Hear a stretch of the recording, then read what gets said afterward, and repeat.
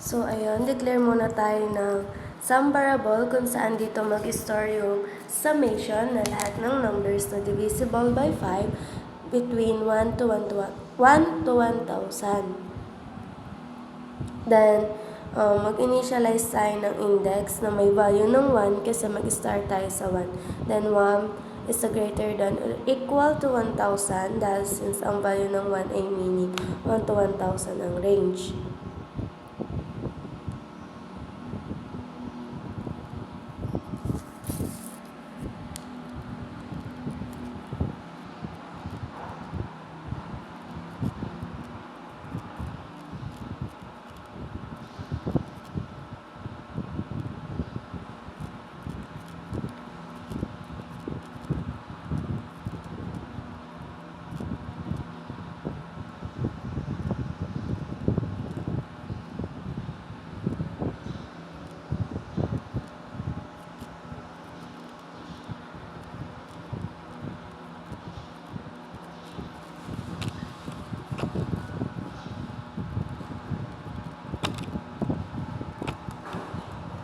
So, ito yung sinasabi ko kanina na magde-declare tayo ng value ng 1 na which meaning is 1 to 1,000 nga ng ating range.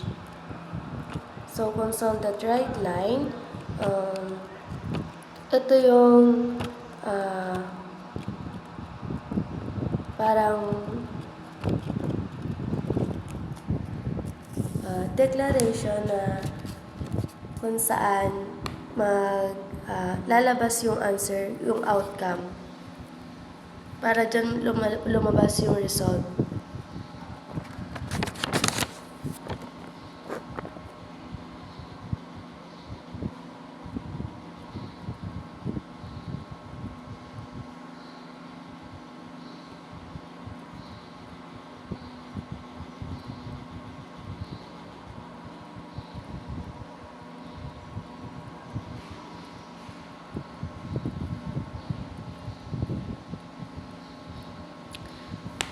So para malaman natin kung ano yung kabuuan yung kabuuan sa loob sa between 1 and 1,000 yung nagdi-divisible 5. So yung sum kabuuan, pagpaplasin kasi natin lahat ng divisible by 5.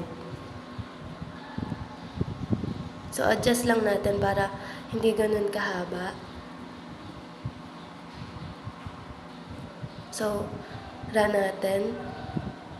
So, nagkaroon ng error, yung I daw, it doesn't exist.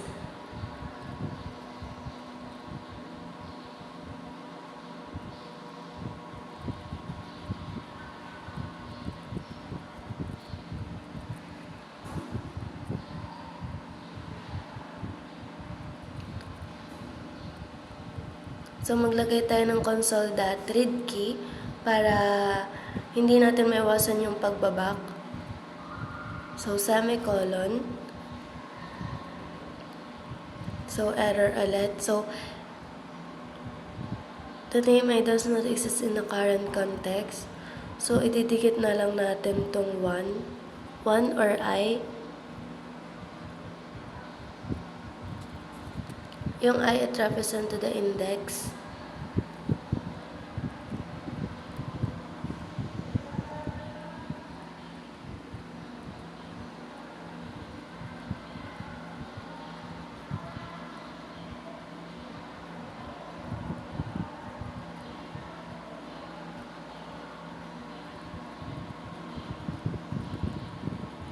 So, yan. So, the summation of all numbers that is divisible by 5 between 1 and 1,000 is 100, 500.